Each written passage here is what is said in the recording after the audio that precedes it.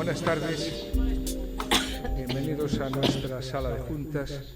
Hoy iniciamos el segundo año del ciclo que hemos titulado Compostela 2023-2027, presente y futuro.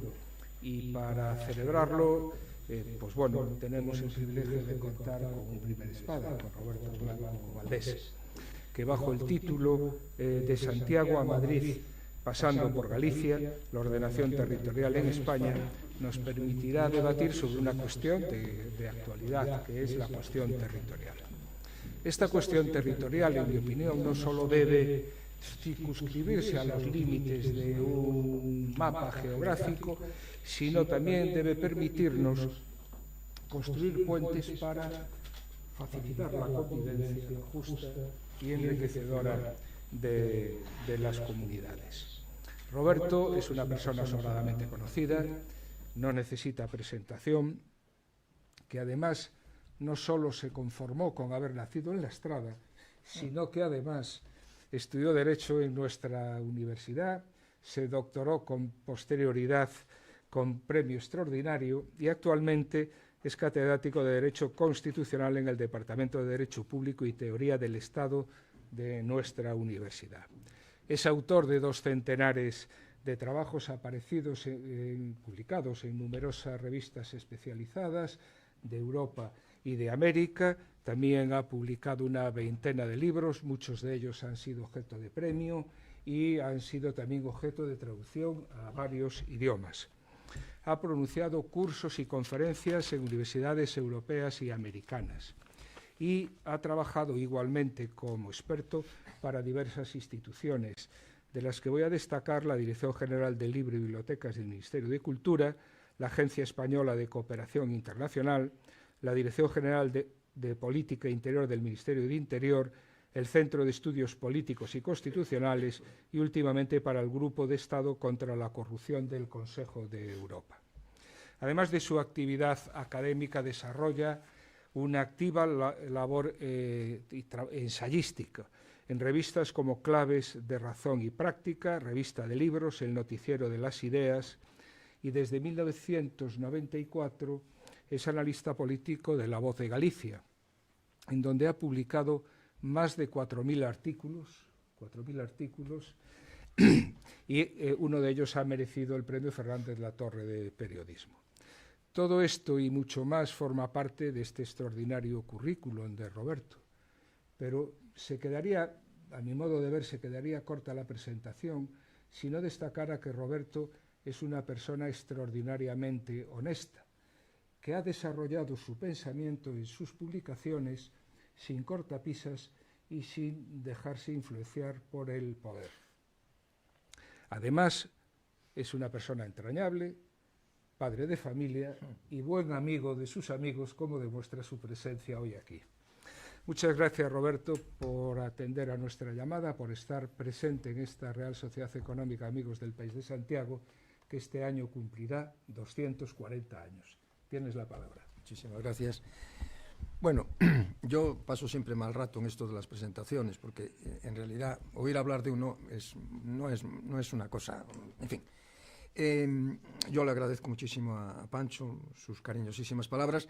En realidad, la razón por la que estoy aquí es que soy íntimo amigo de Francisco, para mí Pancho, creo que para todos los que lo conocemos, desde hace muchísimos años. Su mujer, que está aquí, Virginia, era y es íntima amiga de mi mujer, se conocieron, estuvieron en la misma pandilla de chavales, de adolescentes, nos fuimos casando todos al mismo tiempo, tuvimos los hijos prácticamente al mismo tiempo y somos amigos entrañables. La Estrada era un pueblo pequeño, sigue siendo un pueblo relativamente pequeño, no para las digamos, dimensiones de Galicia, pero sí, un pueblo relativamente pequeño donde todos éramos amigos y la verdad es que el único mérito que yo tengo para estar hoy aquí es que soy amigo del presidente de la Real Sociedad Económica de Amigos del País de Santiago, ¿no?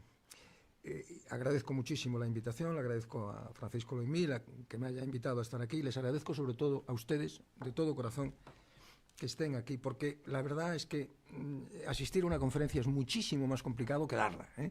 Sin duda alguna tiene muchísimo más mérito. Decía Jorge Luis Borges que el lector de libros es más meritorio siempre que el que los escribe. Pues bien, en este caso igual, asistir a una conferencia es un mérito muy superior a darla, ¿no? La verdad es que, por tanto, les agradezco mucho su asistencia. En correspondencia con ese favor que me hacen, seré breve para que luego puedan ustedes participar. Tengo aquí a personas, amigos entrañables, tengo a profesores, al profesor Gómez Segade, una persona a la que admiro profundamente, por la que siento un profundo afecto, y le agradezco mucho su presencia, ¿no? La idea era hablar sobre el poder territorial. El otro día, tomando unas notas para esta conferencia, pensaba que en realidad hablar en una sociedad económica rodeado de don Eugenio Montero Ríos, santiagués ilustre, autor impulsor de la primera ley de matrimonio civil y de la primera ley orgánica del Poder Judicial. Alfonso, no sé si es 12 o 13, porque se parecen tanto, que no sé si creo que es 12, pero no lo sé. ¿Es 13? 13. Bien, pues Alfonso XIII, a la reina regente y a Carlos III, que impulsó la creación de las reales sociedades económicas, de estas sociedades que tuvieron tantísima importancia y que expresaron a la perfección el espíritu ilustrado y el espíritu del liberalismo, ¿no? Del que luego sería el liberalismo, ¿no? No es comprensible fenómeno liberal que tuvo tanta importancia en España. Déjenme que haga un paréntesis, lo haré varios a lo largo de la charla probablemente, porque suelo hacerlos. Hemos leído estos días esta idea del ministro de Cultura de descolonizar los museos españoles, y hablando de la situación colonial en España, alguien debería comentarle al señor ministro que en realidad España no tuvo colonias, ¿no? La Constitución de Cádiz, en el primero de sus títulos, no recuerdo en qué artículo, pero en los primeros artículos decía que eran españoles los nacidos en ambos hemisferios, es decir, que habían nacido en Nueva España, en lo que hoy es Colombia, en lo que hoy es México, en lo que hoy es Argentina, eran españoles, eran absolutamente españoles, tan españoles como los de Sevilla, o como los de Cádiz, o como los de La Coruña, ¿no? Absolutamente españoles. Por tanto, la influencia de la revolución liberal, influida a su vez por el espíritu ilustrado, en la construcción del primer poder territorial en España es muy importante, ¿no? Tanto desde el punto de vista de la construcción de la España municipal, que hoy prácticamente es la misma, con muy escasas variedades. Galicia tenía 330 municipios a principios del siglo XIX, tiene ahora 313 o 314, yo nunca recuerdo, porque unos se han juntado. Empezamos con 312 la transición, eso sí lo recuerdo perfectamente bien, ¿no? Yo creo que ahora debemos de estar en 313 o 312 también, porque se juntaron dos, pero uno se había seccionado la isla, se había secesionado, se había separado. Cuando hablamos de poder territorial, en realidad lo que estamos hablando es de una de las preocupaciones más grande, más importante que han tenido los seres humanos desde los orígenes, que es la de cómo se organiza el poder, ¿no? Cómo se organiza el poder sobre los hombres. En ese libro que yo recomiendo siempre a mis alumnos, ustedes saben que cuando se produjo la aprobación de la Constitución de los Estados Unidos, tres de lo que los norteamericanos llaman sus padres fundadores, los Founding Fathers, Alexander Hamilton, James Madison y John Jay, publicaron una serie de artículos de prensa que luego se recogieron en un librito que se llama El Federalista, los papeles del Federalista. Y en esos papeles del Federalista, uno de ellos, James Madison, dice que si los hombres fueran ángeles no haría falta gobiernos. Si los ángeles gobernasen a los hombres, decía, no haría falta controles de ninguna clase. Lo que pasa es que los hombres no somos ángeles y, consecuentemente, es necesario organizar sistemas de poder que puedan controlar a los propios hombres, que evitan que unos nos matemos con otros, y que puedan al mismo tiempo controlar a quien ejerce ese poder, porque eso es absolutamente esencial. Y eso ha sido el poder territorial. Los americanos, me permitirán que haga una introducción de 5 minutos, los americanos hicieron eso, los norteamericanos, que fueron los primeros que lo hicieron, los primeros que sometieron a criterios racionales el ejercicio del poder, lo hicieron dividiendo los poderes de manera horizontal. Hay un poder de legislar, un poder de gobernar y un poder de juzgar. Fíjense que ellos le llaman branches, es decir, brazos, ramas, ¿no? Están utilizando la misma figura de los seres humanos, ¿no? Brazos en ramas, ¿no? Y por tanto hay tres poderes horizontales: el de legislar, que está en manos de un Congreso; el de gobernar, que está en manos de un presidente; y el de juzgar, que está en manos de un Tribunal Supremo y los tribunales inferiores que se constituyan. Y al mismo tiempo distribuyen el poder territorialmente, ¿no? Dicen, bueno, la división horizontal no es suficiente, tenemos que conseguir que no se configuren mayorías homogéneas sobre cualquier tema y por tanto vamos a dividir el poder de manera vertical, de tal manera que haya un poder territorial inferior y un poder territorial superior. Construyen un poder federal y los poderes federados, los estados, que inicialmente fueron 13, como saben, y que posteriormente fueron aumentando a medida que el país crecía hacia el sur y hacia el oeste, ¿no? Montesquieu, el autor de ese libro que también conocen, El espíritu de las leyes, se refería al federalismo diciendo que el federalismo es una société de sociétés, una sociedad de sociedades, ¿no? Un conjunto de sociedades que se asocian, un conjunto de sociedades que se federan para mejor organizar el ejercicio del poder. Bien, este es el modelo que van a aplicar posteriormente los territorios en toda Europa, ¿no? De hecho, en España, cuando se produce la Revolución Liberal, se va a dividir el poder horizontalmente. Cuando se aprueba la primera Constitución española, la de Cádiz, que estuvo vigente, como saben, muy poco tiempo, del 12 al 14, se divide el poder. Hay un poder legislativo que ocupa un Congreso monocameral. Todo el liberalismo revolucionario, sea en Cádiz, sea en el 68, será monocameral. Se organiza en el 68 en la Primera República, aunque con un modelo distinto, porque era un modelo, bueno, luego me referiré a eso. Se organiza un poder territorial, un poder horizontal. Hay unas cortes que son monocamerales en Cádiz, luego serán bicamerales a lo largo de todo el siglo XIX. Hay un poder de gobernar que se atribuye al rey. ¿Por qué? Pues porque el régimen constitucional se construye en Europa a partir de los restos del antiguo régimen, y hay un poder de juzgar que se atribuye a los jueces. Y al mismo tiempo hay un poder territorial que se divide. Habrá ayuntamientos. La planta territorial de los ayuntamientos españoles ya existía. Durante el antiguo régimen ya había división, aunque una división, como siempre, en el antiguo régimen confusa, llena de privilegios. La planta se establece, finalmente se recoge y se regula finalmente en Cádiz, en la Constitución del 12, que tiene una importancia extraordinaria, aunque está muy poco tiempo vigente. Y habrá un poder provincial que se atribuye a diputaciones que serán órganos en Cádiz de carácter representativo, que coordinarán la acción municipal, y se nombran los primeros gobernadores, que se van a llamar jefes políticos, imitando el sistema de los prefectos que se establece en Francia, que es después de la Revolución Francesa, que tuvieron una gran importancia. ¿Todo eso para qué? En esto es importante insistir, porque estamos hablando de una época en que diríamos que la proyección del poder sobre el territorio tenía una importancia muy diferente. Un jurista de principios del XIX hablaba de que los poderes del Estado actuaban como un vigilante nocturno, de manera tal que los poderes del Estado, los poderes locales, los poderes territoriales, el poder central, tenían como misión garantizar la paz pública, un vigilante nocturno. Lo que hay que garantizar es que el sistema funcione de manera razonable, que haya una paz pública razonable, que se puedan recorrer los caminos. Esta será uno de los desideratus más importantes de la España del XIX. Fíjense ustedes que en los años 30, yo soy un gran lector de libros de viajes y he releído hace unas semanas, un par de meses, de nuevo ese libro que les recomiendo vivamente, que es una delicia, La Biblia en España, de George Borrow, del llamado Don Jorgito el Inglés. Y George Borrow habla de lo complicado que era circular en España en los años 30, estamos hablando ya de los últimos años del absolutismo. En el 33 muere Fernando VII, lo difícil que era circular por los caminos de España, ¿no? En realidad, todavía a finales del siglo XIX, en el último tercio del siglo XIX, será difícil caminar por Andalucía. Hay un libro, El bandolerismo andaluz, del Moral, yo creo que se llama el autor, en donde se habla de lo complicado que es. Los caminos son inseguros, en los caminos hay bandoleros, hay personas que se dedican a lo que se llamaba entonces el bandolerismo social, el bandolerismo político, ¿no?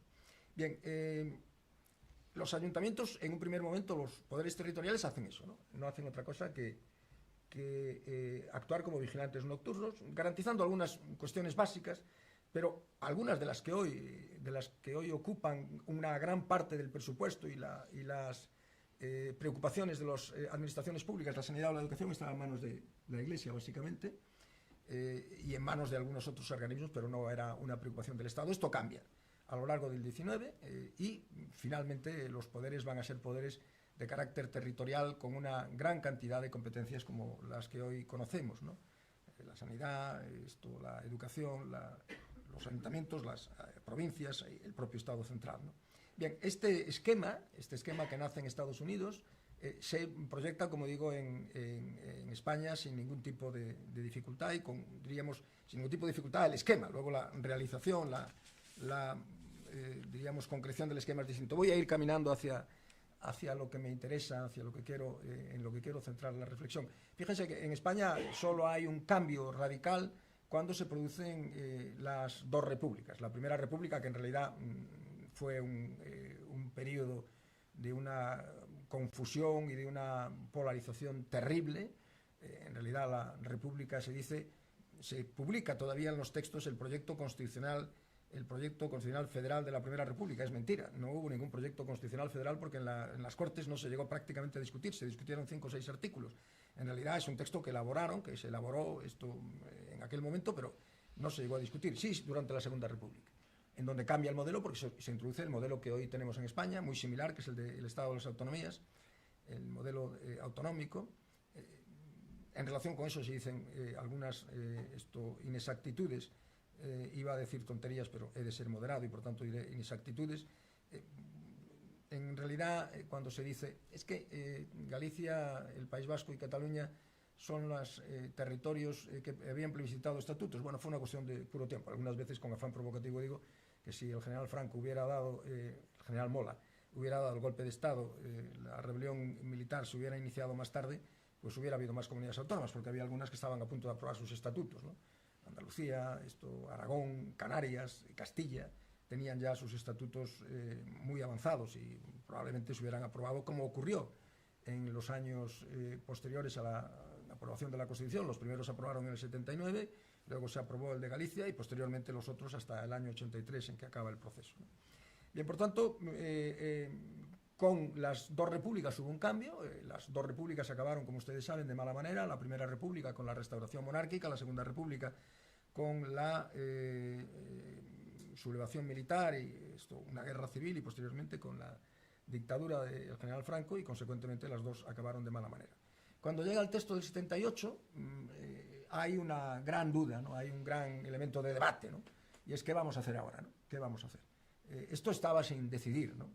En realidad cuando se celebran, en realidad estaba sin decidir incluso algo anterior. Yo era entonces ya un mocete y estaba ya haciendo algunos pinitos en política, no en política de partidos, pero sí en política, y recuerdo que había un debate abierto sobre si las Cortes tenían que ser o no constituyentes, siendo cierto además que la ley para la reforma política había ya avanzado en ese sentido, ¿no? Diciendo que las Cortes que las Cortes que se iban a elegir en el 77 podrían aprobar un proyecto y que incluso el rey podría presentarlo a las Cortes, ¿no? Bien, lo cierto es que las Cortes acaban siendo constituyentes, se elabora una Constitución y el esquema sobre el que se construye la división territorial del poder, con algo que luego añadiré, es el siguiente. Por una parte habrá municipios que funcionarán con arreglo a un sistema parlamentario, es decir, donde los alcaldes serán elegidos por los concejales. Yo no sé si esa fue la mejor opción, pero fue la que se adoptó. Obviamente esa opción permite, claro, que quien gana las elecciones no gobierne, de manera tal que uno puede ganar las elecciones con 12 concejales de 25 y quedarse en la oposición, porque hay varios grupos que tienen 5, 7, 12 y 6, 5, 7 y 2, 14, y el que tiene 14 gobierna y el que tiene 13 no. Bien, por tanto, esa opción parlamentaria de municipios parlamentarios es una opción. En realidad la Constitución no la cierra. La Constitución dice que los alcaldes podrán ser elegidos por los vecinos o por las corporaciones municipales, serán elegidos por las corporaciones municipales. Luego están las provincias con las diputaciones provinciales, que van a tener, respecto de las cuales hay un debate que ahora mencionaré, y el gran debate es el de las autonomías, ¿no? ¿Qué modelo vamos a tener? La Constitución, el primer anteproyecto de Constitución prevé un modelo homogéneo, habrá una descentralización homogénea en todo el territorio. El proyecto que llega finalmente a las Cortes no es un proyecto homogéneo, se dice no, habrá algunos territorios que accederán de manera prioritaria y luego ya veremos con el resto qué es lo que se hace, no lo sabemos y ya lo iremos viendo con el tiempo, ¿no? Bien, la reacción fue inmediata y finalmente se establece un modelo en el que hay 3 territorios que acceden, 3 territorios respecto de los cuales se establece una previsión para que accedan antes a la autonomía y accedan además de una manera más sencilla, sin tanto consenso político y social, que serán los territorios que en el pasado plebiscitaron estatutos, Cataluña y el País Vasco. Es cierto que entre esos 3 territorios habrá diferencias notables, porque Cataluña había aprobado su estatuto en el 32, en el 34 el estatuto fue suspendido, se reintrodujo el estatuto, repuso de nuevo en su vigencia en el 36, pero en realidad en Cataluña, aunque de una manera irregular, pero la autonomía había estado vigente.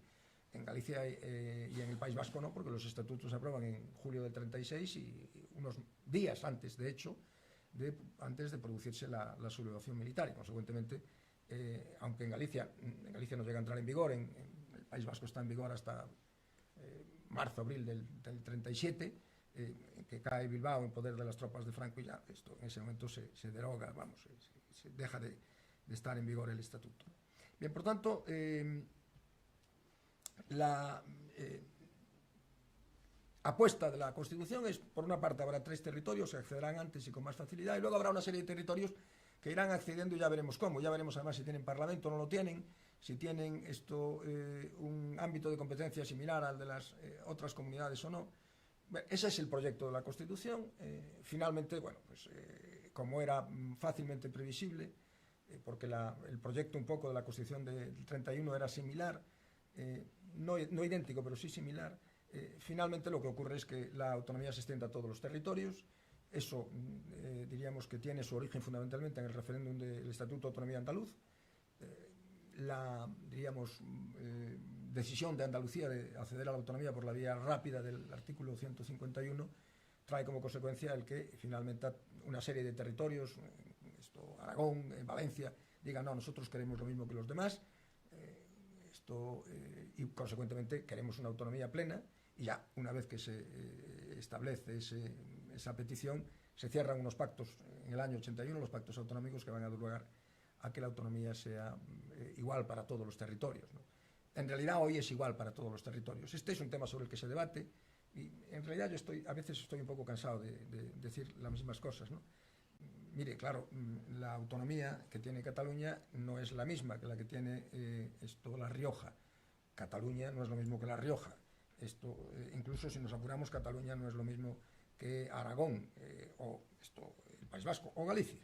Esto es evidente, pero esto no tiene nada que ver, porque tampoco en Estados Unidos, por poner un caso, diríamos, paradigmático, un caso clásico de Estado federal, tampoco en Estados Unidos, California, que tiene 50 millones de habitantes y que tiene un Producto Interior Bruto que, si fuese un país, sería el 8º o la 9ª potencia del mundo, es similar a Wyoming, por hablar de un territorio del medio oeste, o es similar a los pequeños estados de la costa este de Estados Unidos, a New Hampshire, a los pequeños estados de esa zona, ¿no? No son comparables, ¿no?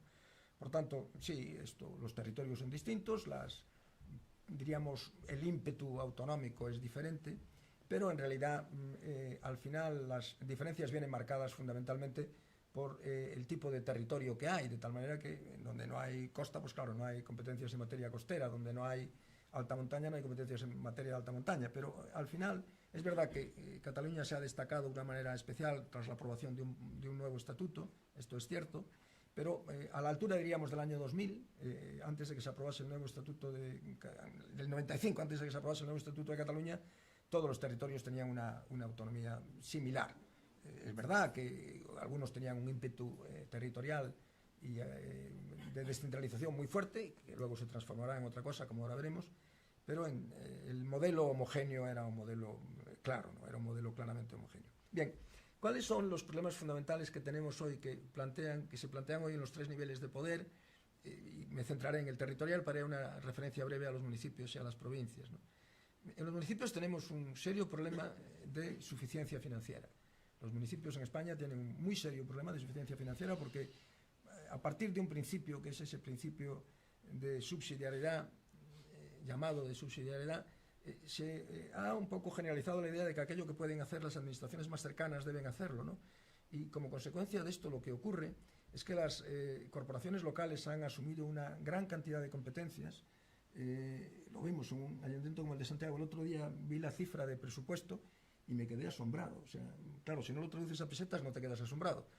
Yo, nosotros, nuestra generación, claro, obviamente la generación de mis hijas les da igual porque no manejaron prácticamente pesetas, ¿no? Eran 140 millones de euros, me parece recordar. 140 millones de euros traducido a pesetas es una cantidad ingente de dinero, una cantidad brutal de dinero, ¿no? Bueno, es un ayuntamiento que no es, esto no es, ya no digo Madrid, no es Valencia, no es Zaragoza, no es esto La Coruña, no es Vigo, es un ayuntamiento más pequeño, pero 140 millones, si no me equivoco, son algo así como 20 y tantos mil millones de las antiguas pesetas, ¿no? 60 por 20 son 120, o sea que sí, unos 25.000 millones de las antiguas pesetas, lo cual es una cantidad ingente de dinero. Tienen un serio problema de insuficiencia financiera, tienen mucho dinero, pero tienen graves dificultades para obtener fondos, de tal manera que cuando tienen que hacer grandes obras esto se les complica de manera extraordinaria. Tienen un problema muy grande, en algunos casos, de estabilidad. No tuvimos problemas de estabilidad en la gobernación del Estado, y esto diríamos que pensamos que eso iba a estar siempre así. Pensamos que desde que se construyeron los primeros gobiernos de UCD, que es cierto que, hombre, Suárez tuvo al final algún problema, es verdad, pero en fin, diríamos que los primeros gobiernos en España hasta el año, prácticamente hasta el 2012, ¿no?, se constituyen con un alto grado de estabilidad, son gobiernos, en fin, que funcionan sobre la base de un partido y medio, pero bien, sin problemas, y pensamos que eso no iba a cambiar nunca. Finalmente ha cambiado, según algunos para bien, según otros para mal, no voy a entrar ahora en esa polémica. En el caso de los ayuntamientos, hay muchos ayuntamientos que viven en la inestabilidad permanente porque el modelo parlamentario provoca esto, claro. Provoca que ese alcalde pueda no tener mayoría, pueda verse obligado a gobernar en una minoría muy clara, ¿no? Y esto provoca serios problemas, ¿no? En algunos casos, no sé ahora qué es lo que, si se han aprobado finalmente, pero recuerdo una noticia de hace no mucho tiempo que decía que prácticamente ningún ayuntamiento grande de Galicia, de los grandes, se habían aprobado todavía presupuestos, ¿no? Lo cual es una manifestación de esto a lo que me estoy refiriendo. Los ayuntamientos vivieron además un problema serio de transfugismo, los cambios de partido, que ahora yo creo que es un problema menor, lo fue muy importante, afectó a ayuntamientos muy importantes como Madrid, por ejemplo, pero ya no, afortunadamente. En el caso de las provincias, de los gobiernos provinciales, el gran problema es, sin duda alguna, el debate que hay abierto respecto de si tienen que seguir existiendo o no las diputaciones provinciales. Este es un debate, bueno, pues que sigue abierto y respecto del cual sigue habiendo opiniones diversas, ¿no? Los defensores, diríamos provincialistas, defienden que las diputaciones desenvuelven una labor muy importante, muy fundamental en el ámbito de los servicios sociales, en la coordinación de servicios sociales, actuando como elementos subsidiarios de los ayuntamientos en muchos casos.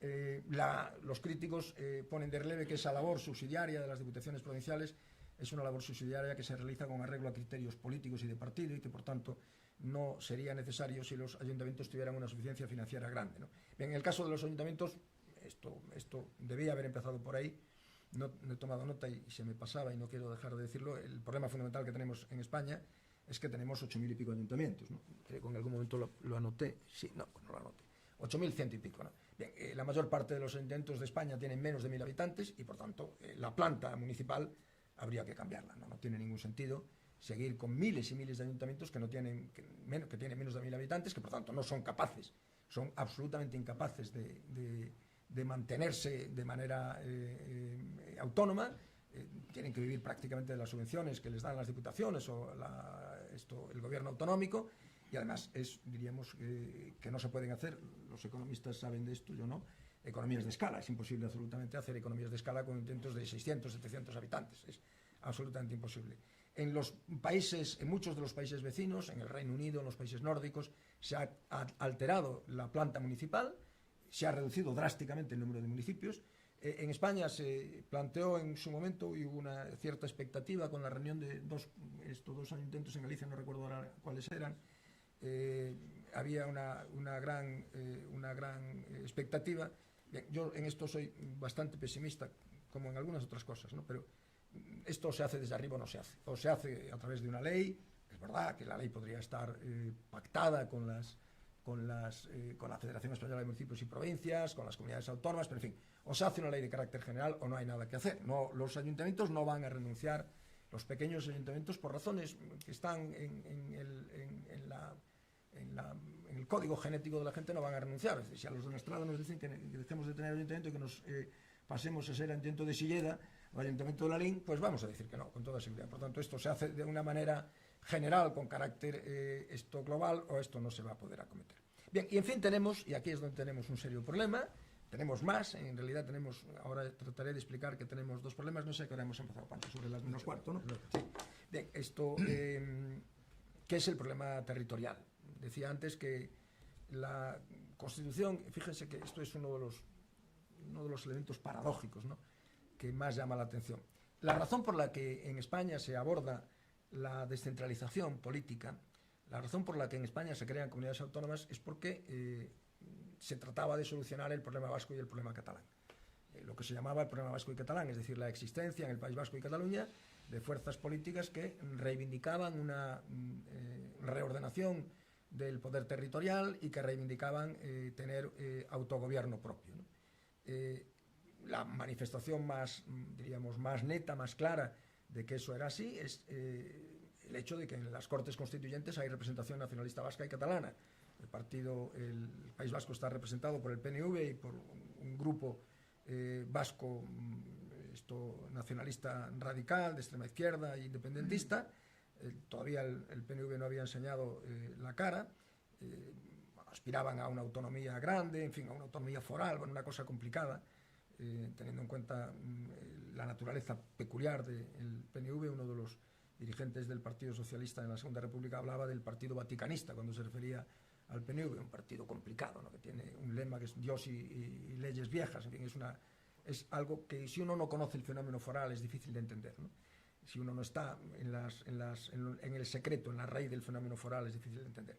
Pero había representación del nacionalista vasca y había representación nacionalista de Cataluña. Cataluña tenía diputados de Convergencia Democrática de Cataluña, el partido de Jordi Pujol, y muy pocos, yo creo que muy poquitos, pero algunos diputados de Esquerra Republicana, que entonces era una fuerza relativamente marginal, ¿no?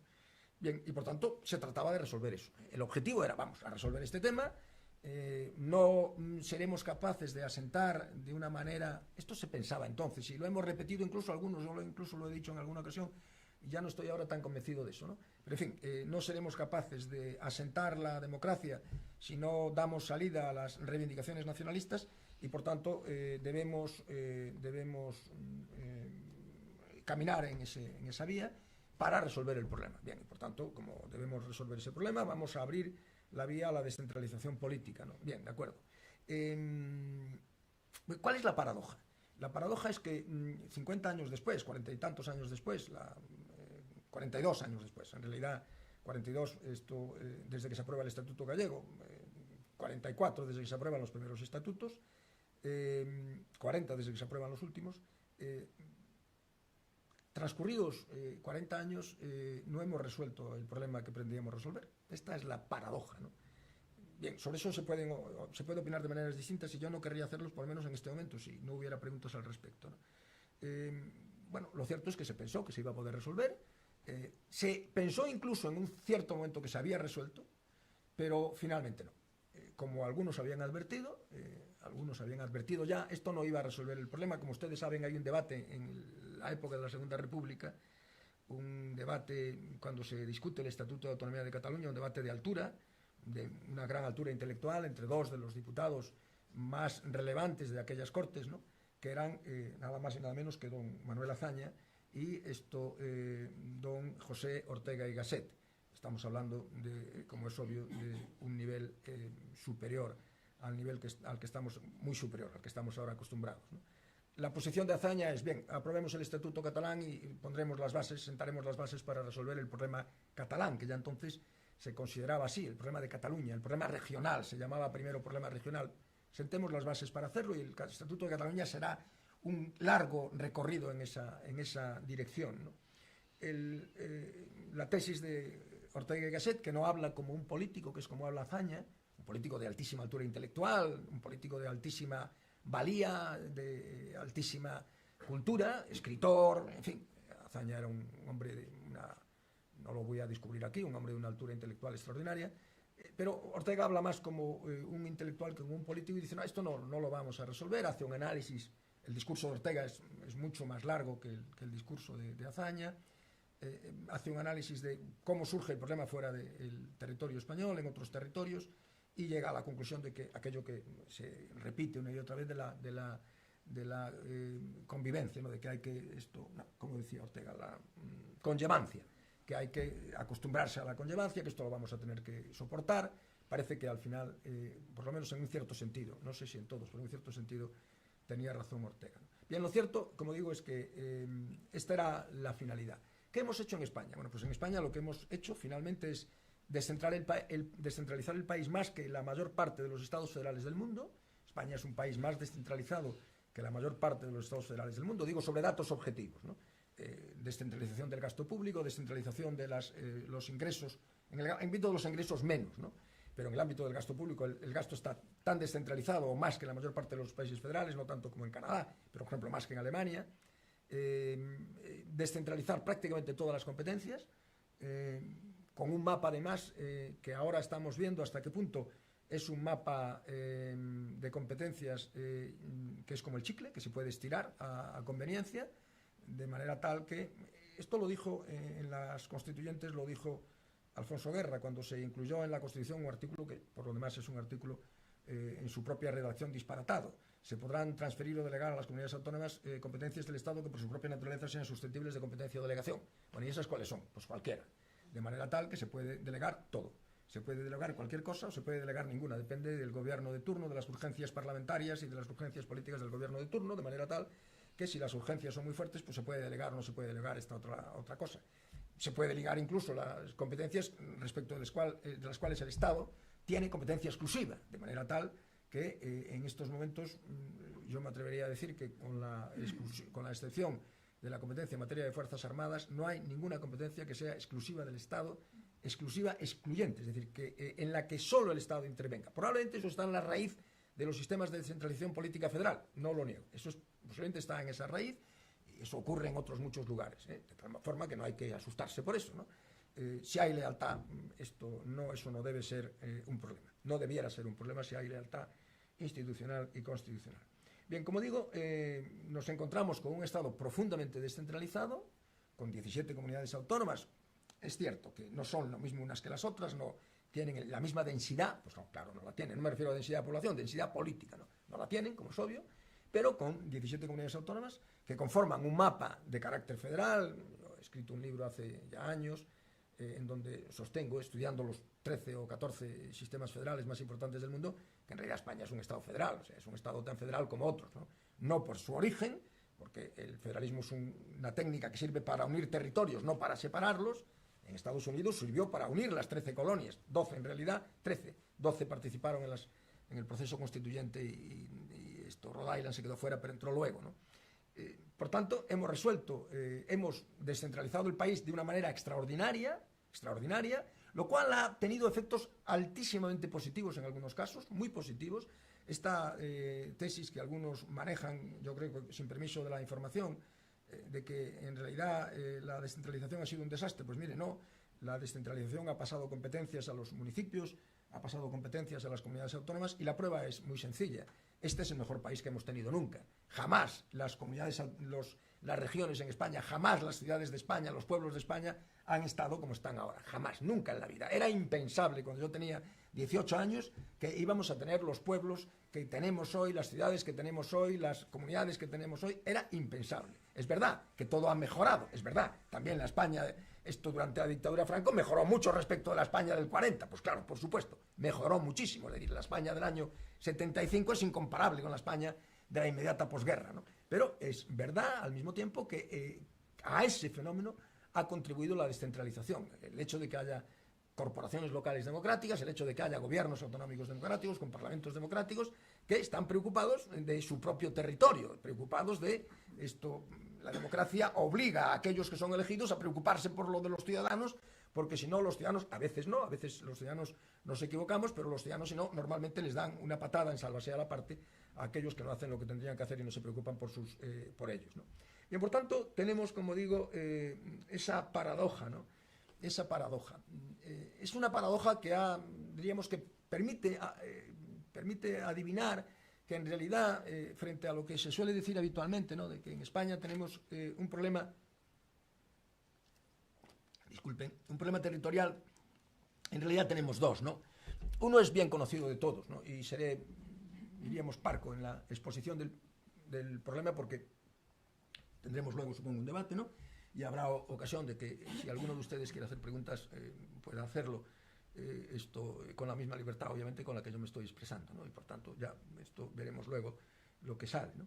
Pero diríamos que tenemos un primer problema, que es el problema que plantean los territorios en donde hay fuerzas que quieren secesionar esos territorios.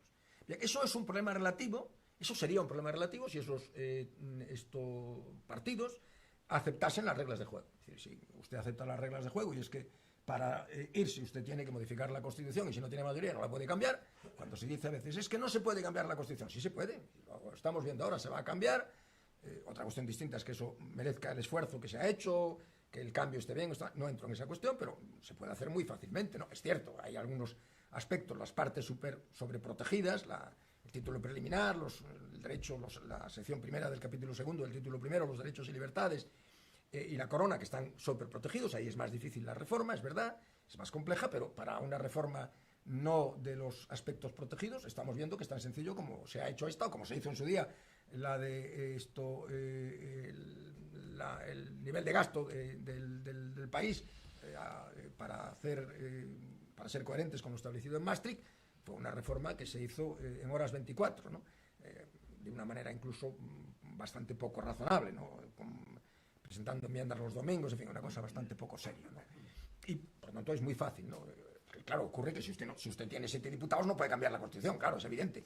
Para cambiar la Constitución se necesitan un número importante de diputados. Si usted tiene 7 no la puede cambiar, claro, es lógico, pero esto es el propio sistema democrático, claro.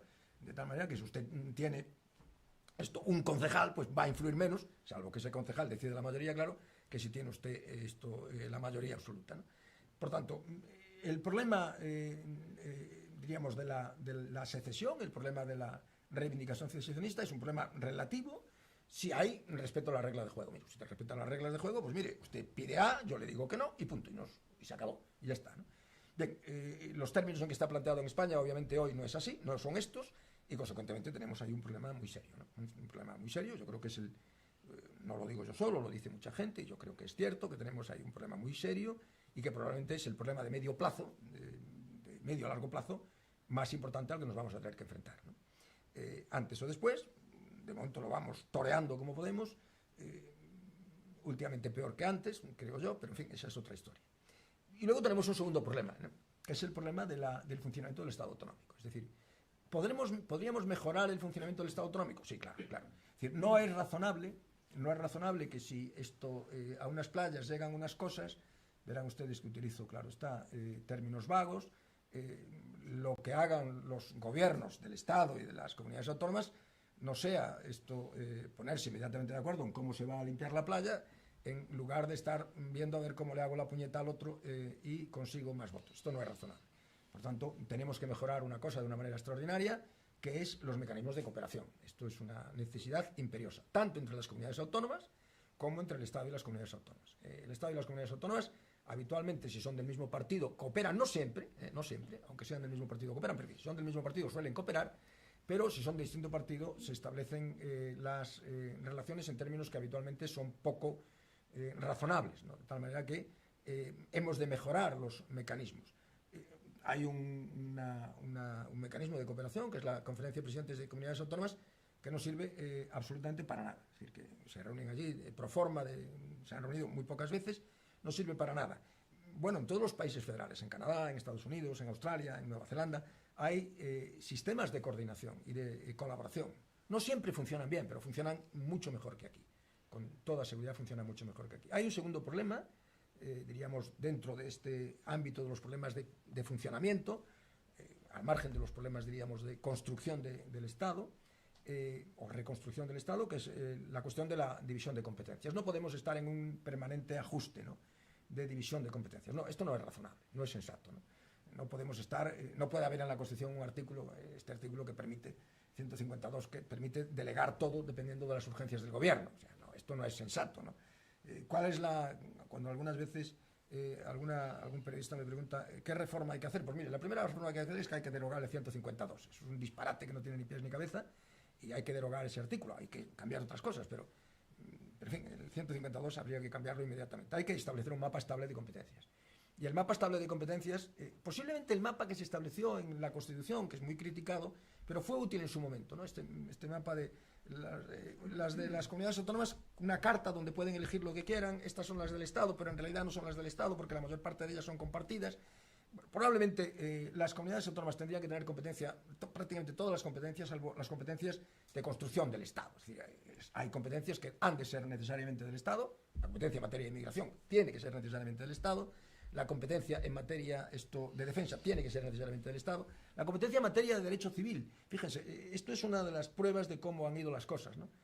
Inicialmente, las comunidades autónomas tenían competencia en materia de derecho civil foral, e inicialmente el derecho civil foral era esto, ¿no? Era poquita cosa, ¿no? Porque era poquita cosa, nadie se inventaba, era poquita cosa, ¿no? Porque las instituciones de derecho civil foral, salvo en algún lugar, sobre todo en Valencia, en Aragón, en Cataluña, eran instituciones de derecho civil poco relevantes, ¿no? Bien, hoy el derecho civil foral es cualquier cosa que se le ocurra regular a las comunidades autónomas, de tal manera que es derecho civil foral la adopción. Mire, esto no es sensato, ¿no? Esto no es sensato.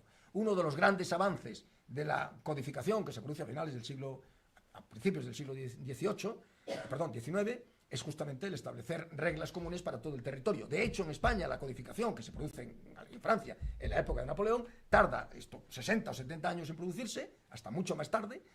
Se aprueba el Código Civil como consecuencia de la existencia de diríamos, diferencias territoriales que no permitieron. Miren, es que la idea no era mantener esas diferencias, la idea era suprimir esas diferencias y establecer instituciones de derecho civil comunes para todo el territorio. Decía Napoleón Bonaparte: no se me recordará ni por mis grandes derrotas ni por mis grandes victorias, se me recordará por haber elaborado el Código Civil. Pues efectivamente, el Código Civil que tenía esa finalidad de unificación, de supresión de privilegios, de todo tipo, etcétera, ¿no?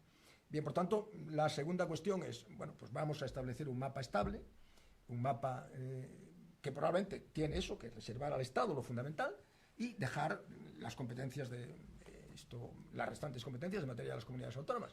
Cuando algunas veces se dice, es que mire, el otro día lo leía todavía en un periódico, ¿no? Es que cuando se le traspasa esta competencia a Galicia, ustedes no protestan y sin embargo protestan cuando se le traspasa a otra comunidad. Mire, que claro, es que traspasar... Les pondré otro ejemplo, más fácil. ¿Qué consecuencia tendría el que hubiera selecciones autonómicas en Galicia? Selecciones deportivas autonómicas, ninguna. Habría selecciones deportivas regionales como las hay en otros lugares. ¿Qué consecuencia tendría que las hubiera en Cataluña o en el País Vasco? Pues mire, es que ahí las competencias, las asociaciones, las federaciones o las selecciones deportivas, fueran en el deporte que fueran, serían una de las bases, de las muchas bases que han utilizado los nacionalismos para construir eso que ellos llaman fe país, que decía facer país, ¿no? Que decía Pujol, ¿no? Mire, habiendo lealtad no hay ningún problema. A mí qué más me da que haya una selección autonómica de Galicia compitiendo con selecciones autonómicas de otros territorios. Me parece perfecto, no hay ningún tipo de problema. El problema surge cuando usted quiere subirse a esa mula para conseguir otros objetivos. Pero, en fin, mientras usted mantenga la lealtad al Estado y el Estado se mantenga leal con usted, que obviamente la lealtad debe circular en los dos sentidos, pues miel sobre hojuelas, ¿no? Bien, tenemos esos dos problemas, tenemos algunos otros problemas pequeños, pero yo creo que esos dos son los problemas fundamentales. Ni siquiera los problemas exigen Hombre, el de las competencias sería razonable hacer una reforma constitucional y con una referencia final a esta cuestión terminaré, ¿no? Hacer una reforma constitucional para unificar el mapa, ¿no? Bien, todo esto en un contexto, y estas son las dos reflexiones finales, en el contexto de la Unión Europea, es decir, en un contexto en el que estamos sujetos al derecho europeo, que tiene cada vez más trascendencia y más importancia, diríamos, más impacto, en este debate sobre la inmigración. Es un debate trufo, ¿no? Dicen los italianos trufo, es un debate tramposo, ¿no?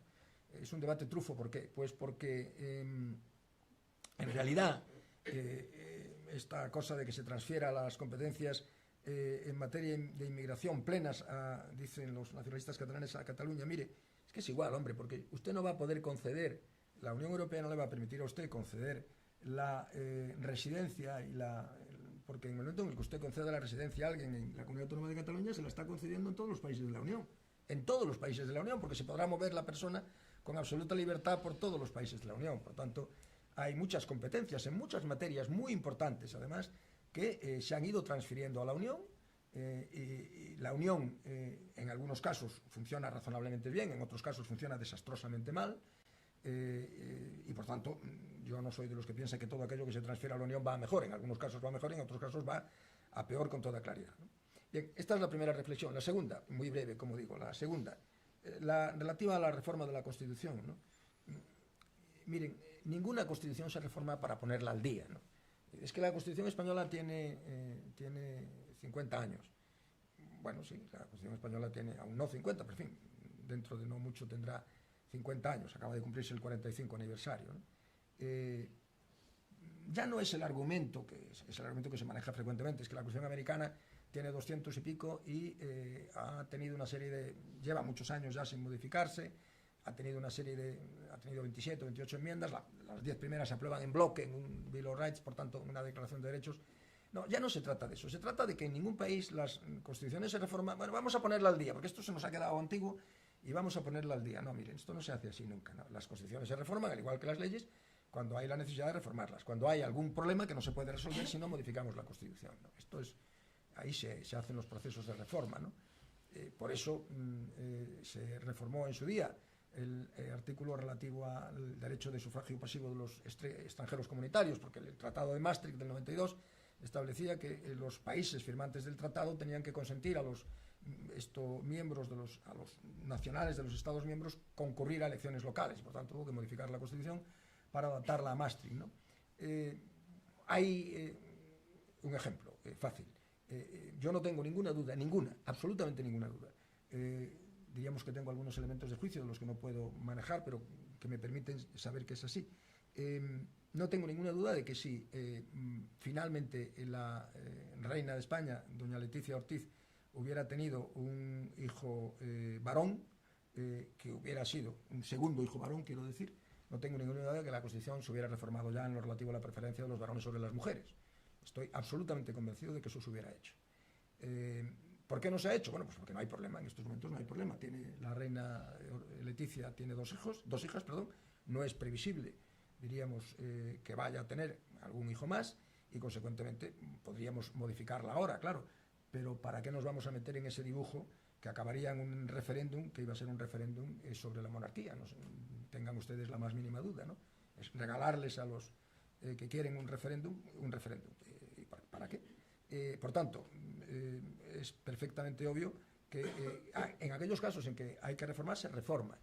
Sería interesante, digamos, acometer una reforma para modificar aquellos aspectos que podrían mejorarse con una reforma, por ejemplo, la división del mapa competencial, por ejemplo, el sistema de elección del Consejo del Poder Judicial y del Tribunal Constitucional, dejando cerrado un tema que sigue dando la lata, pues sería razonable, por ejemplo, para que el rey tuviera un plazo para hacer propuesta, porque el rey no tiene plazo alguno para hacer propuesta de presidente del gobierno y, por tanto, nos podemos encontrar como nos encontramos, ¿no? Esto, con que no hay candidato, y si no hay candidato no hay 2 meses, y no hay 2 meses para la disolución, podemos estar meses y meses con unas cortes elegidas sin presidente del gobierno, ¿no? Sería razonable, claro. Siempre y cuando pudiésemos asegurar un elemento, y es que tuviese la Constitución, que saliese de la reforma, un nivel de consenso, por lo menos, similar al que tuvo antes, ¿no? Porque no tengan ustedes duda que si en estos momentos acometiéramos una reforma constitucional sería para que la reforma tuviera mucho menos consenso de la que tuvo en su día. Bien, yo les agradezco de todo corazón la asistencia. Yo sé lo complicado que es venirse un miércoles por la tarde a escuchar una conferencia. Les agradezco muchísimo su atención, su asistencia. Le agradezco muchísimo a los organizadores y a mi amigo Pancho la invitación para estar hoy con todos ustedes, y les cedo, aunque quien debe hacerlo es Pancho, la palabra. Muchas gracias.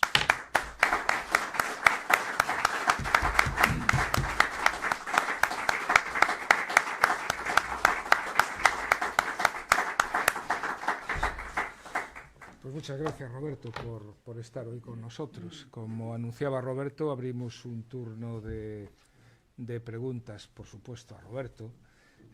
Y mientras no levanten la mano, me está royendo un tema asociado a la territorialidad, que es el anunciado tema de las balanzas fiscales. Por deformación profesional, y alguna más de las que está aquí sabe a lo que me refiero, no hay ningún impuesto que grave un territorio. Los impuestos los pagan las personas, por lo tanto, no los territorios. A su vez hay impuestos que gravan pues esa capacidad de tener dinero, como un impuesto sobre la renta, y lo pagan las personas con independencia de que residan en un territorio o en otro. A su vez hay otros impuestos, cito el más significativo, como puede ser el IVA, que grava el hecho de consumir, aunque lo recaude un territorio en donde no está pagando el impuesto, que se convierte en recaudador, pero no en pagador del tributo. Bueno, el hecho de anunciar esto en el mundo de la batalla del relato, no sé, ¿qué te sugiere, Roberto? Porque de alguna manera o hilamos muy fino, cosa que va a ser difícil, o estamos entrando en una demagogia. Sí, bueno, como una de tantas, ¿no? Estamos entrando en una de tantas demagogías. Bueno, yo sobre las balanzas fiscales, sé poco, como es obvio, sabéis muchísimo más tú y saben muchos más las personas aquí presentes que son economistas, ¿no? O sea, que de eso sabéis mucho más que yo. Pero hay una cosa obvia, ¿no? Quienes pagamos los impuestos, todos los impuestos directos e indirectos, somos las personas. El IVA lo pagan las personas, lo pagan cada vez que consumimos, el IRPF, el impuesto de bienes inmuebles, todos los impuestos los pagamos las personas. ¿Cuál es la razón por la que en algunas comunidades autónomas se recauda más dinero que en otras? Muy sencillo, porque hay más gente que tiene dinero que en otras. No hay más motivo que ese. La única razón por la que en unas comunidades autónomas se recauda más que en otras es que la renta media, o el consumo, en fin, es mayor. Normalmente si la renta es mayor, el consumo es mayor, y consecuentemente se genera más movimiento y consecuentemente hay más recaudación. Si no hubiera lo que se llama, que ya en sí mismo es un elemento de una cierta demagogia, si no hubiera solidaridad interterritorial, no habría solidaridad interpersonal. Le digo siempre a mis alumnos que el Estado constitucional moderno, el Estado constitucional, digamos, a partir de la segunda mitad del siglo XIX, se construye sobre la base de dos grandes elementos, ¿no? Sobre todo a partir del primer tercio del siglo XX, que son los impuestos y los partidos. Si no hay partidos políticos y no hay impuestos, no hay manera de que el Estado pueda funcionar. Los partidos son una clave esencial. Es verdad que en algo se parecen los impuestos y los partidos, y es que son indispensables y nos tocan a todos las narices. Los partidos, todos estamos hasta el gorro de los partidos y todos estamos hasta el gorro de los impuestos. Pero si no hubiera partidos e impuestos, si no hubiera partidos, no podría funcionar el sistema democrático. Es verdad que en la actualidad una buena parte de los problemas que tiene el sistema democrático derivan del hiperprotagonismo de los partidos, es cierto, pero si no hubiera partidos no se podría funcionar, y si no hubiera impuestos tampoco. Si no hubiera impuestos no se podría atender a las necesidades sanitarias, a las necesidades educativas. Se lo digo siempre a mis alumnos, estáis aquí, estáis pagando una matrícula que cuesta mucho menos dinero del que cuesta mucho más, es mucho menos dinero del que cuesta el puesto escolar, y eso se paga con cargo a impuestos. Es decir, el diferencial se paga con cargo a impuestos, de la misma manera que si ahora vais a un hospital y os van a atender en muchos casos sin preguntaros nada, ni siquiera preguntaros el nombre, comprobar que estáis en el sistema y ya está. Bueno, pues como es absolutamente obvio, eso es posible porque hay impuestos. El tema de las balanzas fiscales es pura demagogia. Hay un libro muy interesante de quien es hoy el ministro de Asuntos Exteriores de la Unión Europea, de Pepe Borrell, de José Borrell, publicado a raíz de todo este debate de las balanzas fiscales, con otro colega que no recuerdo, cuyo nombre no recuerdo, que lo decía, mire, los impuestos son impuestos personales y hay solidaridad interterritorial, porque si no, no podría haber el mecanismo de solidaridad, que consiste básicamente en que los que ganan más pagan impuestos en progresión a su renta y los que ganan y esos impuestos se devuelven en forma de servicios a los ciudadanos. Esto es la teoría. Luego en la práctica la cosa es un poco más complicada, porque hay quien no paga, porque hay quien a veces en vez de devolverse en forma de servicios se devuelven en forma de corrupción, pero esta es la teoría que diríamos en un altísimo porcentaje funciona. Por tanto, sí, ese es un discurso, Pancho, absolutamente demagógico, como tantos discursos, ¿no? Este populismo de que nos están robando. ¿Pero cómo que les están robando a ustedes? ¿Pero qué es eso de que les están robando a ustedes? Ustedes pagan impuestos exactamente con arreglo al mismo sistema que pagamos impuestos los demás, porque los principales impuestos, el IVA, el impuesto sobre el valor añadido, el impuesto sobre la renta de las personas físicas, por lo menos en las grandes magnitudes, diríamos homogéneo. Es verdad que las comunidades autónomas pueden establecer recargos, pero eso, ¿qué significación tiene en el total? Muy poco, ¿no? Muy poco. Muy bien. Ustedes mismos.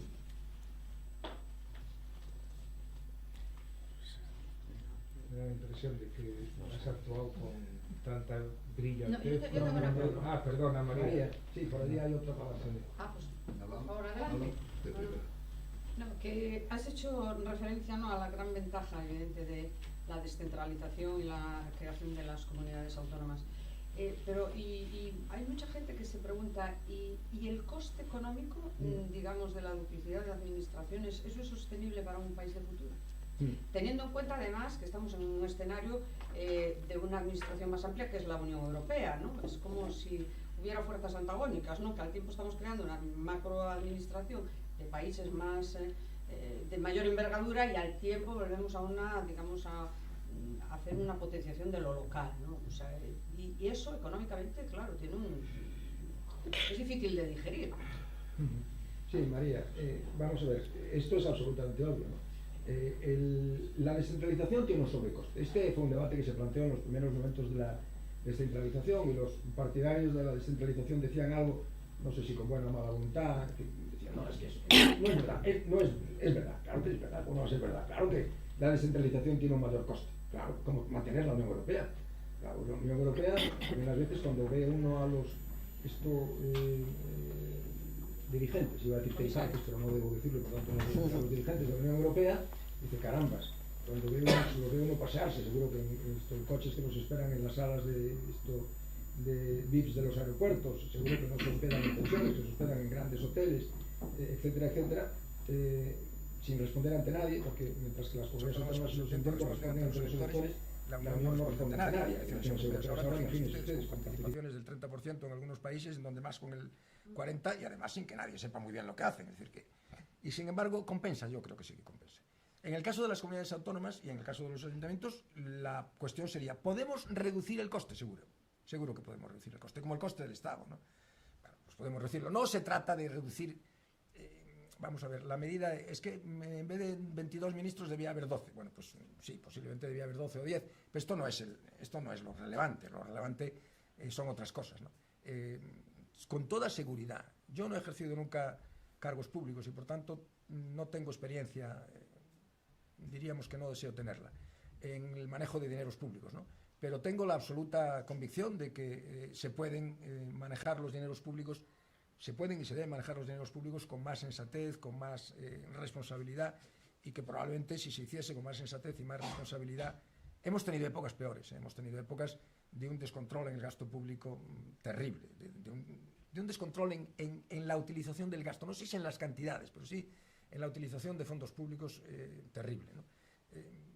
Claro, hay que reducir el gasto, y es obvio que un sistema de descentralización genera más cargos públicos, genera más administración y genera más gasto, claro, sin duda alguna. La cuestión es, ¿podríamos tener unos servicios equivalentes si no estuviera descentralizado el sistema en comunidades autónomas y en ayuntamientos? Bueno, hay quien opina que sí. Yo no tengo elementos para decirlo. Yo no tengo datos que me permitan dar una respuesta razonada. Tengo intuiciones. Intuyo que probablemente el sistema responde mejor así, pero no lo sé con plena seguridad. De tal manera que pudiera ser que un sistema más centralizado funcionase mejor. De todas las maneras, hay un elemento que sí se puede aportar, ¿no? Y es el siguiente. La inmensa mayor parte de los habitantes del mundo, por lo menos del mundo, diríamos, en términos generales, constitucional, no diría democrático, pero constitucional, viven en países federales. Estados Unidos, Canadá, Brasil, Argentina, México, el Reino Unido, Alemania, España. Eso no son significativos en población suiza, pero sí lo es la India, Pakistán, Australia, Nueva Zelanda, la URSS, la actual Rusia. Yo no creo que la actual Rusia esté muy descentralizado porque está todo en manos de un puño de un señor, ¿no? Pero, en fin, es un sistema que fue un sistema federal durante un tiempo, y eso ha ido avanzando, se ha ido avanzando en procesos de descentralización en países eminentemente centralistas, como era el caso de Francia, que se ha regionalizado, el caso de Italia, donde era muy... Ahí está Portugal, ¿no? Ahí está Portugal, que dijo no, cuando se sometió al referéndum dijeron no, nosotros no queremos esto, pero, en fin, es un país pequeño, es un país de un número... poca población, probablemente los estados grandes, de gran número de población y grandes extensiones territoriales, países como Estados Unidos, con 3 usos horarios, ¿no? Probablemente es difícil administrarlos por una administración única, ¿no? No sé yo, si el presidente además iba a decir gaga, pero tampoco debo decirlo, ¿no? si el presidente además está, diríamos, disminuido en sus capacidades, como parece estarlo el señor Biden, pues me imagino que eso es complicado, ¿no? En fin, es complicado. O sea, me imagino que un presidente de un país con 50 estados, 3 usos horarios distintos, 300 y pico millones de habitantes, eso debe ser difícil de administrar, muy difícil de administrar, si no hay estados en segundo nivel que lo administren, ¿no? Supongo, no lo sé, pero me imagino que sí. Una intervención como la suya, tan completa, da pie a muchas preguntas. Yo tendría un montón de ellas, pero bueno, lógicamente voy a limitarme solo a un par de ellas. Voy a prescindir del tema económico y voy a pasar al político. En la hipótesis, sí, como tal improbable, como todas las hipótesis, de que se produjese una segregación del territorio español, ¿cuál sería la reacción de la Unión Europea? Es decir, con la legislación de la comunidad, de la actual Unión Europea, ¿qué objeciones podrían hacerse? ¿Qué vía de fuerza podría tener la Unión Europea, tal vez para impedir esa segregación por la vía de hecho? Esa sería una pregunta. La segunda sería, en su opinión, como experto en el tema, si tal vez, en vez del modelo cuasi federal o federal encubierto que tenemos en España, coincido con usted plenamente, que vivimos un sistema federal, en fin, aparente, o sea, pero en el fondo es real, si tal vez la fórmula confederal podría ser más operativa y tal vez a lo mejor, aunque fuese temporalmente, podría parar un poco los ímpetus separatistas, segregacionistas, etc. Tengo alguna pregunta más, pero me limito a eso. Muy bien, muchísimas gracias. La verdad es que son dos temas, igual que suscitaron antes María y Pancho, muy importantes, ¿no? El tema de la segregación, bueno, yo no puedo hacer de pitoniso, no sé qué es lo que ocurriría, ¿no? Creo, como usted, que es altamente improbable que se produzca la segregación de una parte del territorio español. Creo que eso es altísimamente improbable. Creo que es prácticamente impensable que se produzca por una vía de hecho. Yo creo que eso no se va a producir. Es más, creo que, y algún elemento de juicio tengo para hacer esa afirmación, creo que algunos de los que impulsaron el proceso en el 17 pensaban, algunos me consta que sí, que lo pensaban, que aquello no iba a tener reacción estatal. Es decir, que el Estado no se iba a atrever que el Estado a través del gobierno, quiero decir, no se iba a atrever a reaccionar, y que por tanto aquello iba a ser una especie de paseo ante el cual el Estado se iba a achicar, a acongojar, y que consecuentemente no iba a haber reacción, ¿no? Bueno, la prueba evidente de que se equivocaban es lo que ocurrió, ¿no? Y es que tardó 48 horas las Cortes tardaron 48 horas, el presidente del gobierno tardó. Probablemente si lo hubiera hecho antes, hubiera hecho alguna cosa antes, las cosas hubieran ido mejor, pero en fin, esa es una hipótesis que solo se podía haber comprobado sobre la realidad.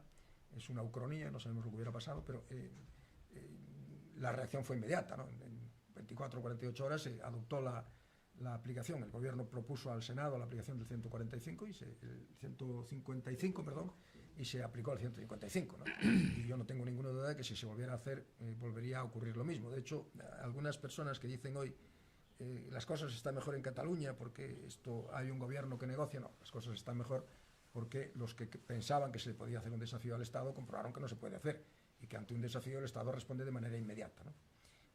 Responde de manera inmediata porque no le queda otro remedio. En el caso de la UE, yo no sé qué podría hacer la Unión Europea para evitar una secesión de facto, ¿no? Desde luego lo que sí puede hacer la Unión Europea, y estoy seguro que lo haría, en fin, estoy seguro, cuando uno dice estoy seguro un 95%, ¿no? Un 90%, de estas cosas no está nunca uno seguro, ¿no? No se puede estar seguro, ¿no? En política es difícil hacer afirmaciones categóricas, ¿no? Creo que en un porcentaje alto la Unión lo que haría sería impedir que el nuevo Estado entrase en la Unión. ¿Por qué razón? No por razones de principios, o no solo por razones de principios, sino porque muchos de los países de la Unión tienen problemas territoriales. Quiero decir que Francia tiene ya Córcega, eso no es un gran problema, pero podría acabar siendo un gran problema. Es verdad que es un problema pequeño porque Córcega es Córcega, en fin, Córcega no es Cataluña, quiero decir, ¿no? Ni el País Vasco. Pero el Reino Unido no es Unión Europea, pero en todo caso en el Reino Unido está Escocia, en Italia está el norte de Italia, eso que de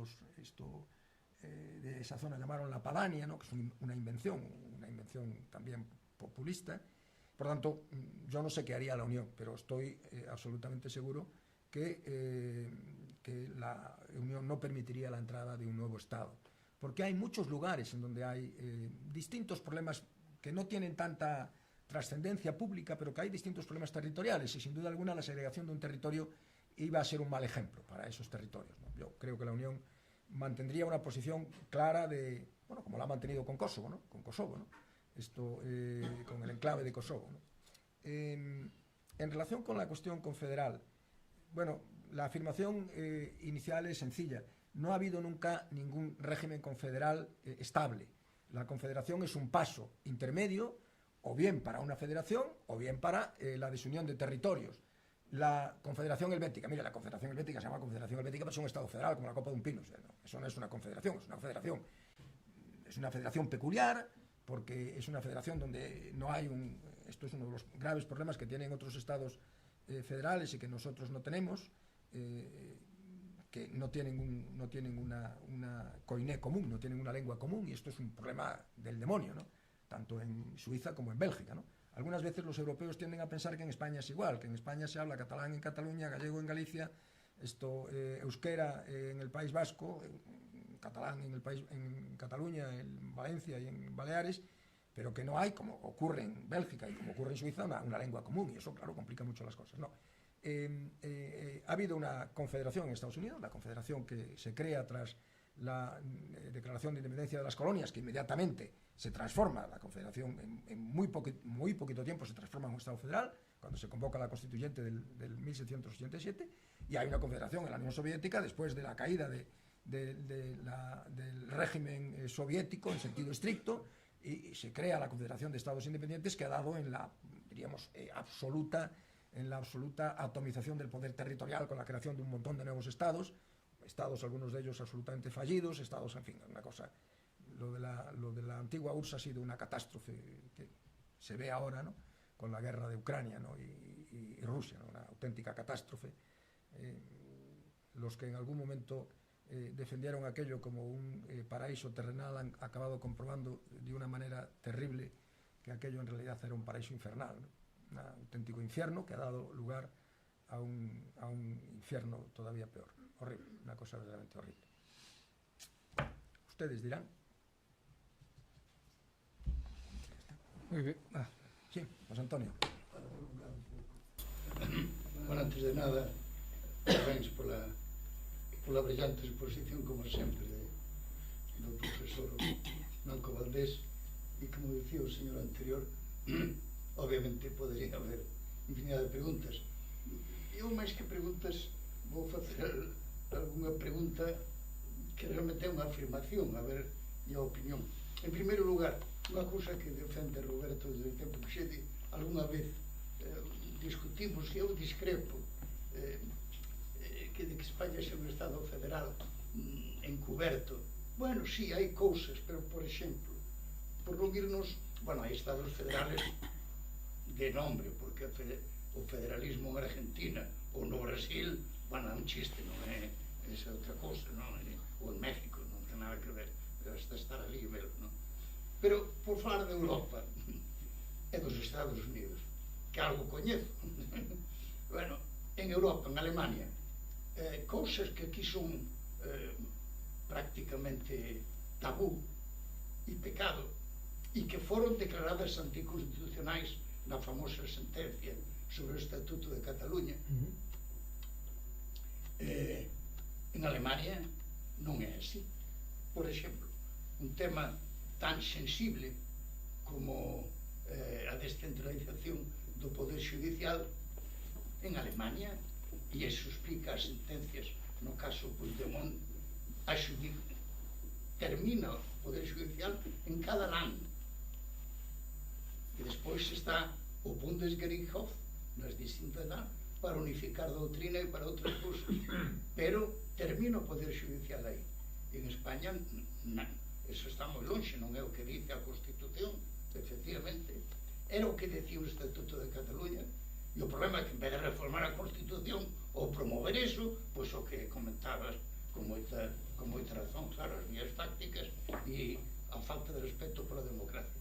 Pero en Alemania é distinto, é que E nos Estados Unidos tamén, en boa medida. Nos Estados Unidos hai cosas que un español que vai ali non entende, pero ainda que non vaya, se é un empresario, deberá saber que nos Estados Unidos hai unha legislación federal, por exemplo, para sociedades cotizadas en bolsa, pero unha sociedade anónima que non cotiza en bolsa, por exemplo, un investidor estranxeiro, un galego que vai ali e quere constituir unha sociedade, en donde a constitúe? Porque é moi distinto o réxime de California a de outros países, e iso non rompe a unidade de un mercado continental como é o mercado dos Estados Unidos. Entonces, o investidor estranxeiro vai invertir en donde a constitución de unha sociedade equivalente, máis menos, a unha nosa anónima ou limitada, pois non ten exixencias importantes e, por tanto, podes facer o que che pete. Hai xurisprudencia moi importante nese estado, pero non hai legislación que te poña unha camisa de forza, como hai no sistema europeo, continental, ou como hai en California. E o Estado funciona igual. Eu, durante bastantes anos, iba todos os anos a New Hampshire, por as eleccións de onte, as primarias, e cruzaba a fronteira para ir a Boston, a Massachusetts, e de cruzar a fronteira as diferencias, por exemplo, fiscais, eran espectaculares. É dicir, eu daquela fumaba e un paquete de tabaco costaba en New Hampshire $2 e en Massachusetts $4,50, non un pouquinho máis, o doble. E non, bueno, eso non... E estaba prohibido fumar en Massachusetts e en New Hampshire, pois dependía, podían ter separado e tal. Hai diferencias importantes que aquí non hai, incluso nas películas vese cousas que aquí non son no noso presunto Estado federal, non teñen nada que ver. Incluso, claro, non hai descentralización do poder judicial, digamos, e en cambio están descentralizadas outra cousa, e estou de acordo contigo. O que non hai en Alemania, e sería inconcebible, é unha lei de cooperativas en cada landa, claro, pero que en España esa loucura de reclamar competencias por calquera cousa a que accederon os gobernos sucesivos, o que foi o motivo de tal, bueno, chegou aos extremos de que hai cousas que en España son competencias das comunidades autónomas, inda que o Estado español ten firmado outra cosa. Por exemplo, sin entrar no tema a fondo, denominacións de orixe. Eso é IP, Intellectual Property, propiedade intelectual. E eso, dice a propia Constitución, propiedade industrial, é competencia exclusiva. Bueno, pois en España ese dereito concreto é competencia exclusiva das comunidades autónomas. Entón, pero se España bueno, en fin, chegou ao Tribunal Constitucional que dixo unhas cousas que teníamos que ter un seminario para falar delas pouco razonables. Por tanto, habería que clarificar as cousas.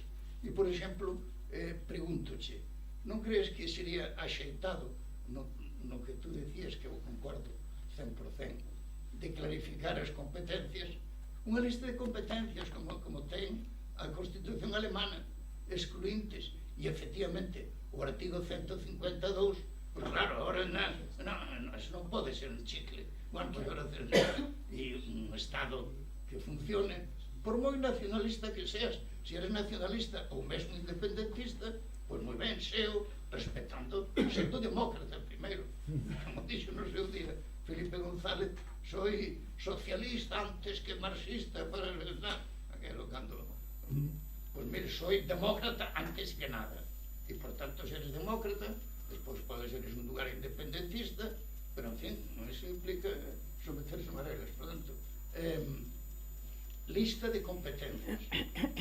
E en segundo lugar, un tema sorprendente é que, claro, moitas das tensións territoriais, por utilizar a terminoloxía usada, non veñen ni siquiera das grandes masas de población, son os propios partidos. E, tristemente, os dous partidos mayoritarios, que hai que esquecer que nas últimas elecciones, nas de ahora, hai 2 meses, 2 de cada 3 deputados e votantes son de PP e de PSOE. Teñen 2 tercios, iso non, nin se comentou, parece que non, porque habría que decir, volvemos ao bipartidismo, non o sei, pero oiga, eso, que significa? Iso despreciase, nin eles reaccionan, nin a ciudadanía. Bueno, resulta algo realmente abracadabrante e sorprendente. E respecto a un último tema, decíaste que debía haber legislación común en materia de dereito civil. Bueno, había os dereitos forais, pero aí unha vez máis produciuse unha anomalía que é rechamante, porque a Constitución fala das bases da legislación civil, pero claro, en algúns sitios, por exemplo en Cataluña, fixeron un código civil completo, e había recurso de inconstitucionalidade, e unha das premisas negociadoras, xa non agora, no goberno do presidente Zapatero, foi retirar o recurso de inconstitucionalidade. Entonces aprobáronse todos os libros no Código Civil de Cataluña, onde se regula teoría xeral das obligacións, non só o dereito de familia, que era moi distinto en Cataluña, o dereito foral, sobre todo o dereito hereditario. Claro, porque o dereito romano non hai a comunidade de gananciais automática como aquí, etc. Entonces, en cambio, noutros sitios sí que se aplica eso. Cando se aprobou aquí a lei do bipartito do dereito civil de Galicia, que regulaba a adopción, o Tribunal Constitucional declarou inconstitucional todo porque non estaba regulado. Hombre, e porque Galicia non pinta nada políticamente, porque chega a pintar, pois non se atreve. De feito, hai 2 votos particulares, un dun catalán, Xiol, un magistrado da corriente chamada Soguenante seu cole progresista, un bo xurista, e outro do actual presidente de Conde Pumpido, que dicen que non.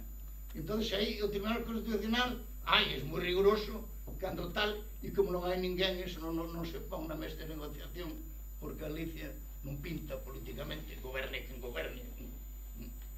Pois, e por tanto, aplícano ás veces, é dicir, que eso depende.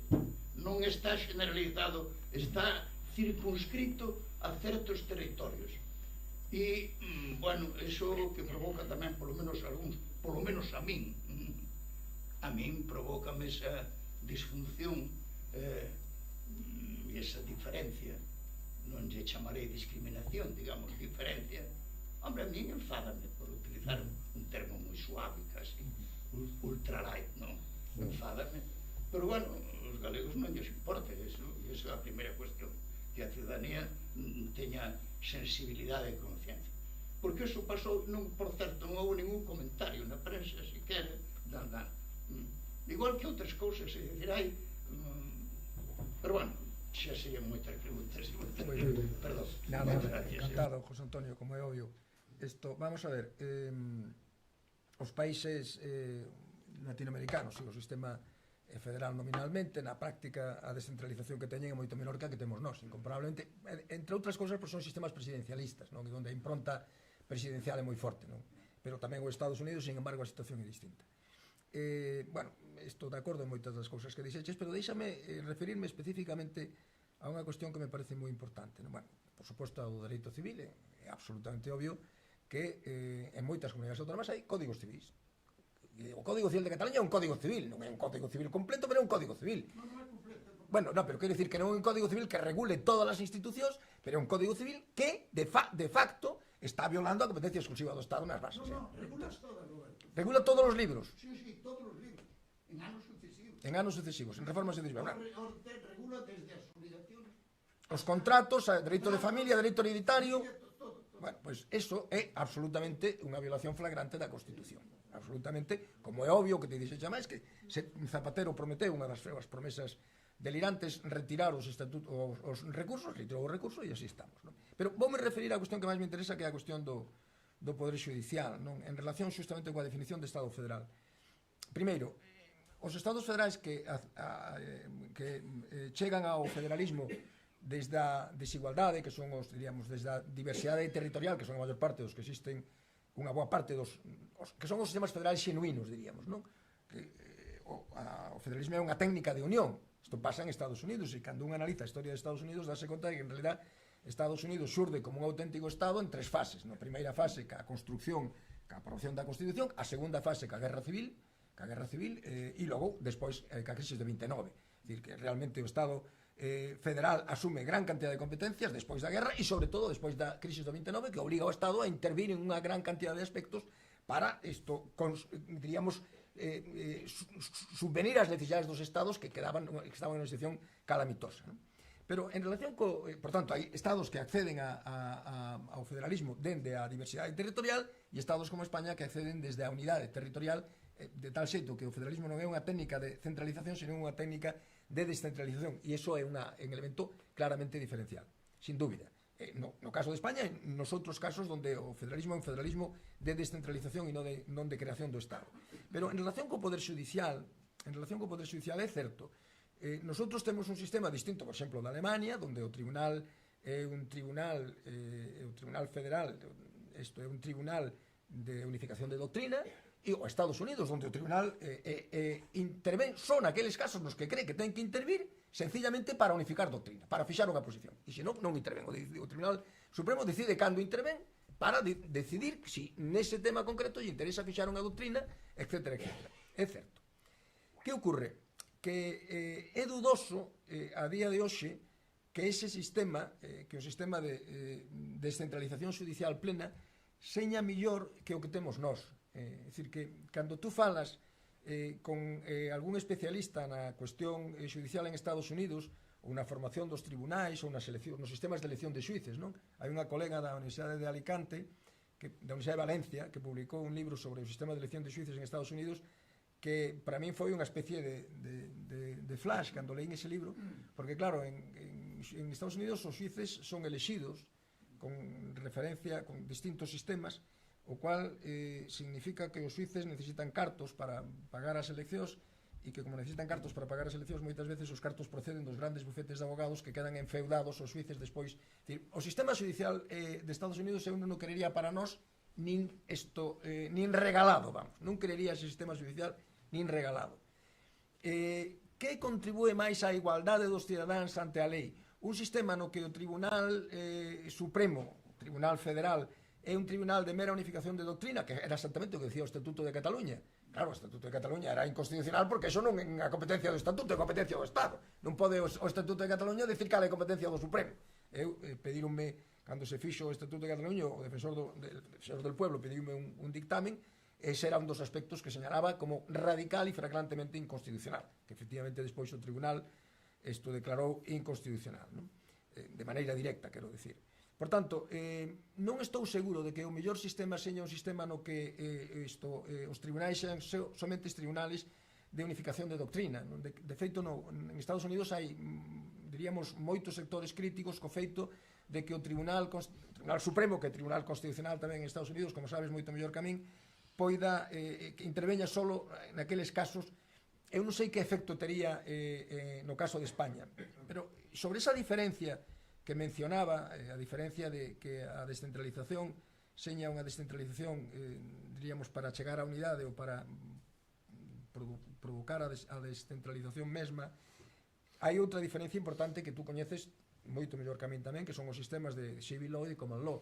Estados Unidos é un sistema de common law, por tanto, é un sistema onde a importancia do dereito de creación judicial é moi superior. É certo que Alemania non é un sistema de common law, senón un sistema de civil law igual que nós. E hai unha terceira circunstancia. É unha terceira circunstancia que eu creo que no caso de España é máis importante. Probablemente, se as cousas non foran como son, a posición que hoxe mantemos moitos especialistas sería distinta. En España hai un problema de secesión territorial, hai un problema de independencia.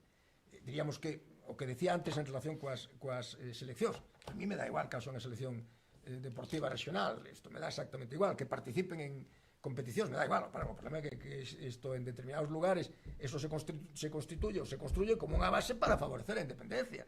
Mire, si usted esto me dice que quiere tener un Tribunal Supremo, que podemos chegar ao acordo de que establezcamos tribunales, que os tribunales superiores das comunidades autónomas señan os tribunales que cerren os procedementos, de tal xeito que o Tribunal Supremo sería un tribunal de unificación de doutrina e o Tribunal Constitucional o tribunal que interviría naqueles casos donde ademais diríamos, isto decía moi ben Francisco Rubio Llorente, isto a quen eu lle tiña moito aprecio, decía moi ben, posiblemente temos que suprimir o recurso directo de inconstitucionalidade e temos que ir a un sistema de plantexamento solo de cuestións de inconstitucionalidade, que en realidade o que ocorre en moitos lugares en Estados Unidos, é dicir que non é que plantexen unha cuestión de inconstitucionalidade, pero o sistema acaba funcionando así, non?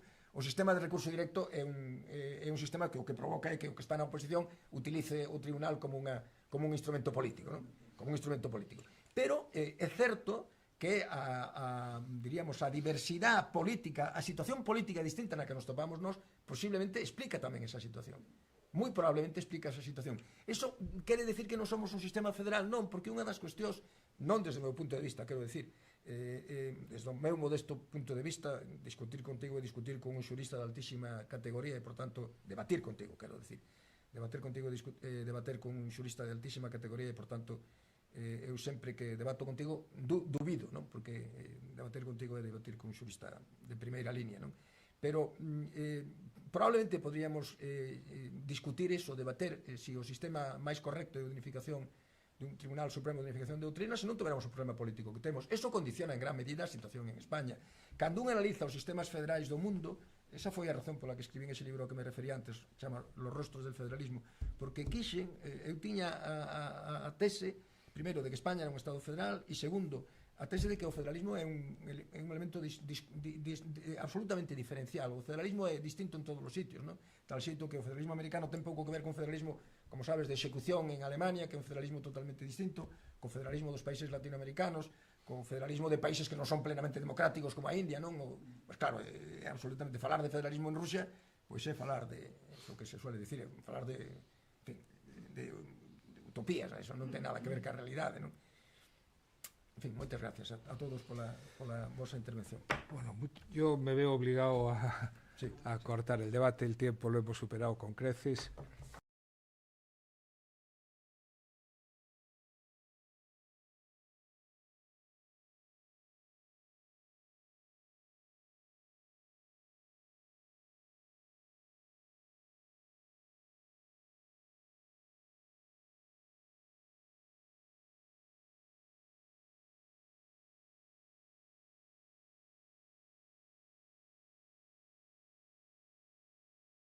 Como es en abierto, están todos ustedes invitados. Pero antes tenemos otro ciclo, celebraremos una conferencia de otro ciclo que titulamos La Real Sociedad Económica y su patrimonio artístico, un patrimonio que es enormemente desconocido en esta ciudad y que ha ido acumulando la sociedad económica, pues bueno, pues porque tiene muchos años y ha tenido su importancia en la ciudad. Esta conferencia la impartirá el profesor Leopoldo Fernández Gazalla, lo presentará Celia Fernández y versará sobre los cuadros de los fundadores de la sociedad económica, que son esos dos cuadros que están colgados en la pared del fondo. Como estos dos ciclos está cerrado totalmente con día y hora la programación del año 2024 en el que estamos, estos folletos que hay en la mesa del fondo y por aquí recogen la mesa de debate o la conferencia programada para cada mes y la tienen a su disposición.